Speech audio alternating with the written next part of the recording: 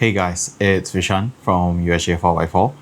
So we are picking off where we left off. In part 1, we talked about the Land Cruiser 2. If you guys haven't watched that, please feel free to do so. This time in part 2, which is the final part, we are done with basically the bottom end build for this vehicle. And if you look at the before,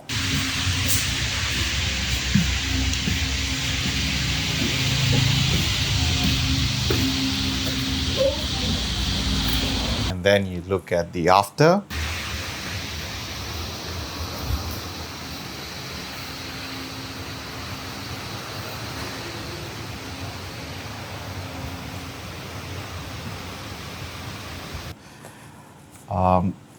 visually itself, there's a lot of difference, but more importantly for me, visual can be one thing. We got the car to a point where it's safe and it's actually reliable for Syukri, the owner, to drive it with his family. And if there's anything for me, the three things that I always make sure that it's well done for a car, like you don't skimp off on a vehicle, would be tires, brakes, and steering. So the tires, the owner got it done even before he brought it to me. So that's the first thing he did. He switched off to a new set of tires. And for brakes, like I said, we completely rebuilt all the calipers. Even the parking brakes were done back again. The proportioning valve was done as well. And we are running PEDAS. So the rear is PEDAS, the front is the PEDAS, the lower spec model, because there was a problem trying to get the with the brakes for this. So the front shares the same with the 60 series, and obviously stock was an issue. I guess the only person who is buying it is me anyway, so it's probably on the few other cars that I've already fitted on. That's so hopefully that later on there will be a more extreme version. But even with that being said, with the current setup that I've done for Shukri's car, the brakes are amazing. I mean, I think it's mainly got to do with it's already a smaller vehicle. So the brakes are even amazing even before it being bedded in, and it can only get better. So brakes aside, when we talk about steering, so people will think that I'm only going to refer regarding the steering box, but actually that's not the case. So steering system compromises on a lot of things. Even the wheel bearings play a role. So if you don't do the wheel bearings, you don't do your ball joints, you don't do your bushes, that wobble, free play, all that would be there. And this is something that had to be addressed, hence why we did what we did. So besides that, the chassis, if you now look at it, it's something that you can pretty much eat off. And for the chassis, what we do is we animal spray it, compared to those, I don't know if you guys see a lot of people just put that underbody spray everywhere. So that would make it very difficult in the future if you were to want to work on the car. And what people don't realize is they just spray on top, like layers and layers and layers. So what we did first is obviously we dry ice blasted everything. We even after dry ice blasting, we still cleaned it, like whatever pressure washing that we could do, we did, to make sure it's almost with no contaminants. Obviously for our full-fledged rebuilds, the bodies are normally split from the chassis, and then we would actually grind down the chassis to bare metal, because we're normally doing a conversion, let's say from leaf springs to coil springs. So in that case, then that's a bit more extreme. For in this case, no.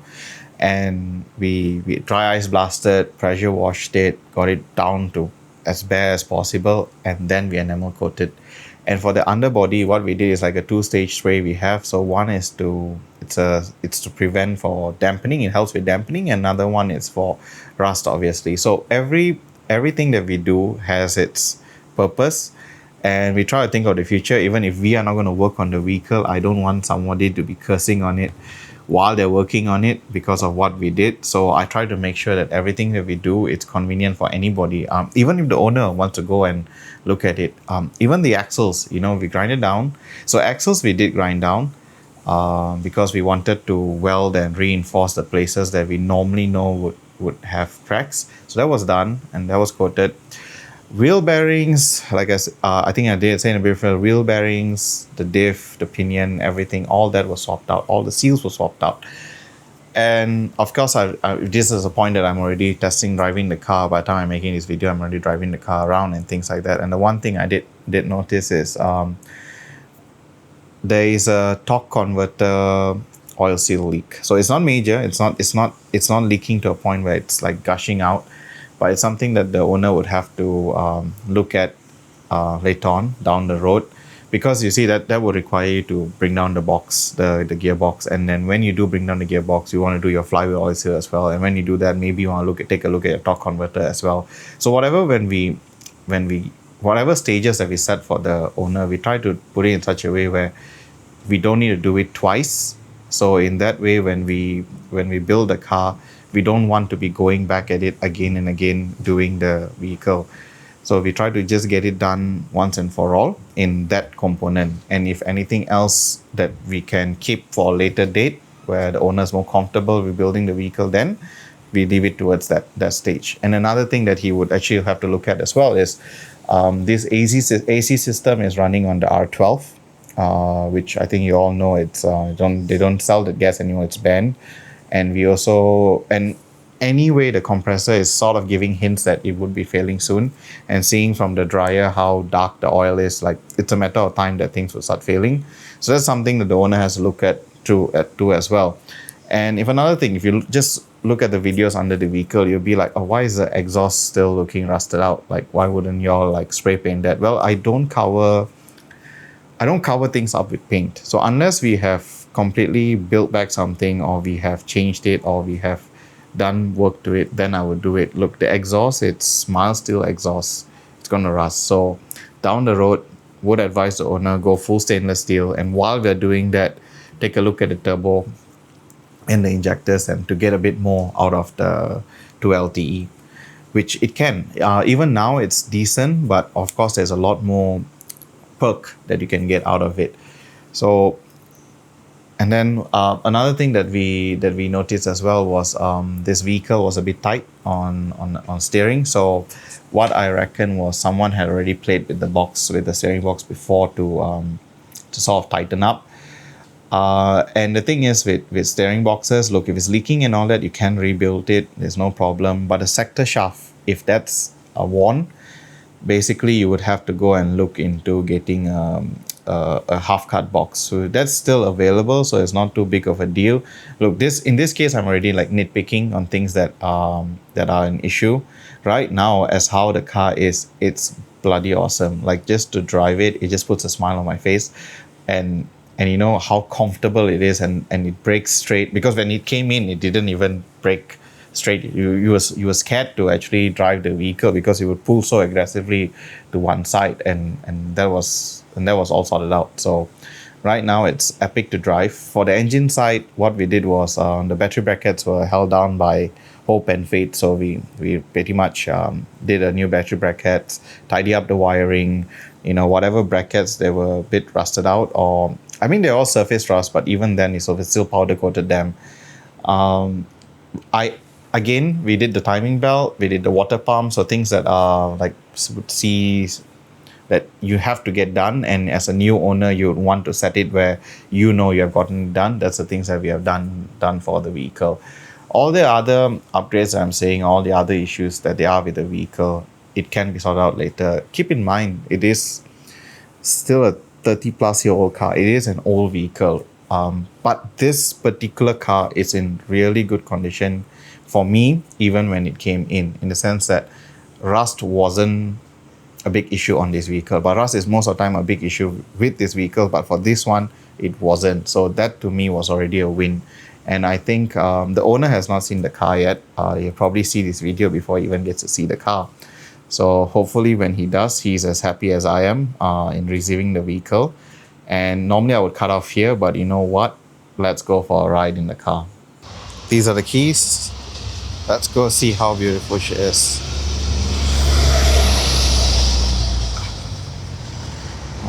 How do you not love this?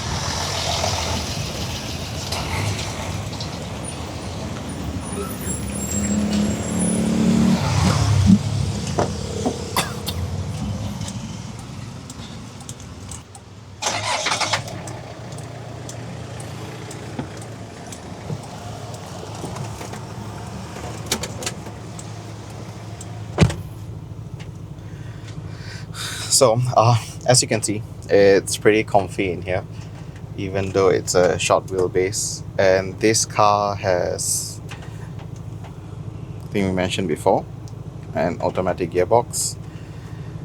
And guess what? It's starting to rain. So, but anyhow, we just go for a short run around the block, just to show that how does the car feel. I mean, you wouldn't be able to feel it through the video, but you know what? You've just got to take my word for it.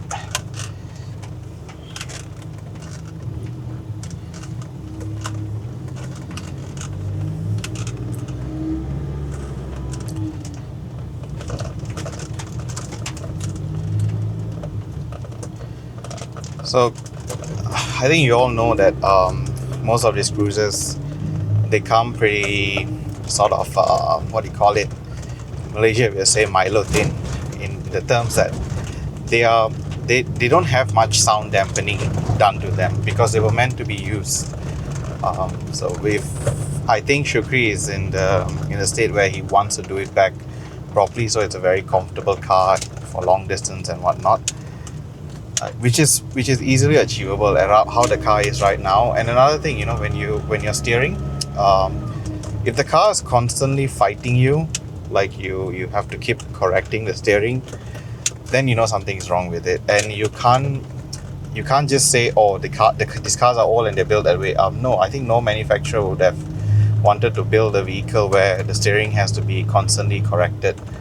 If it is, you've got to get something checked out. So yeah, at this relatively low speed, but even then, you know, you hit a hole and it shouldn't just keep going everywhere. It should stay, you know, and that's why suspension setup, it's important. Right now the suspension has not broken in. Like it takes a while to settle in, and obviously this being a lighter car, it just takes a bit longer. But either way, it's epic. It's every time that I drive this, every time that I go for a run in this, just bloody love it, fall in love with it. I've never had a Shorty, always wanted one, but I think you all know the pricing is pretty ridiculous. So, but I'm glad for this owner. He got it at a pretty decent price. I think it was from a friend. So with that being said, yeah, and let's see.